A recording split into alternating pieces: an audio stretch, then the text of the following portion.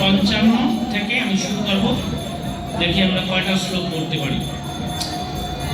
রাধা কৃষ্ণ প্রণয় বিকৃতি রাধানি শক্তিরস্মা মানবপি ভুবি পুরা দেহাভেদং জগততো চৈতন্যাখ্যাং প্রকটনদৌধা প্রকটনমধুনা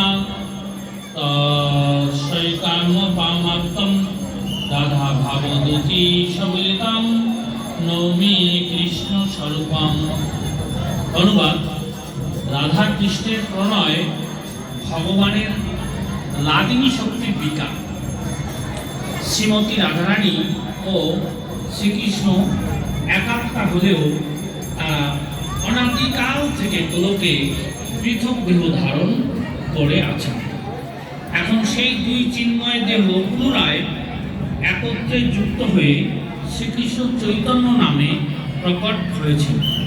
শ্রীমতী রাধারানীর এই ভাব ও কান্তিযুক্ত শ্রীকৃষ্ণ স্বরূপ শ্রীকৃষ্ণ চৈতন্যকে আমি প্রণতি নিবেদন করি।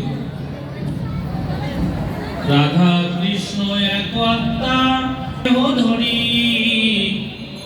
অন্যান্য বিলাস আস্বাদন করি। হরে কৃষ্ণ।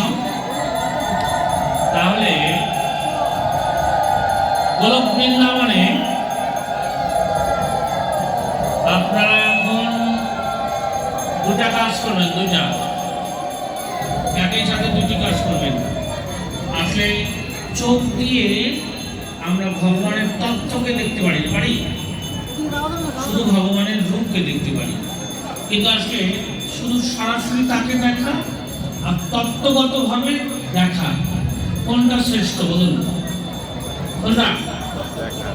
কারণ সরাসরি ভগবান শ্রীকৃষ্ণকে কংস কি দেখেছেন?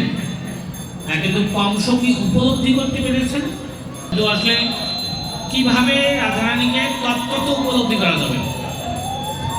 এই কোনো উন্মুক্তি হবে না। এখন তত্ত্ব তো উপলব্ধি হবে কিভাবে? দেখার মাধ্যমে না শোনার মাধ্যমে?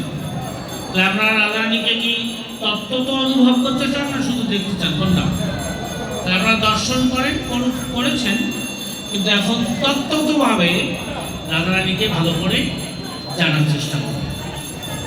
রাধারানীকে সে ব্যাপারে চৈতন্য চৈতামৃতকার কবিরাজ গোস্বামী পাদ বলছেন, রাধা কৃষ্ণ এক আত্মা দেহ ধরি অন্যান্য বিলাসয় রস আস্বাদন করি। তাহলে রাধা আর কৃষ্ণ কি